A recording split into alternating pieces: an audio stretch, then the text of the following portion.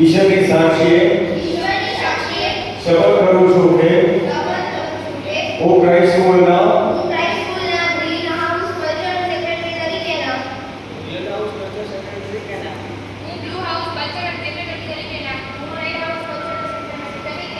કાર્ય તથા જવાબદારીઓ વફાદારીપૂર્વક અને સેવાભાવથી નિભાવીશ. હું જે કરીશ તેનાથી સદાય સ્કૂલની પ્રતિષ્ઠામાં વધારો કરીશ. માટે હે ઈશ્વર મારી મદદ કરશો. Ex-cultural secretary. It is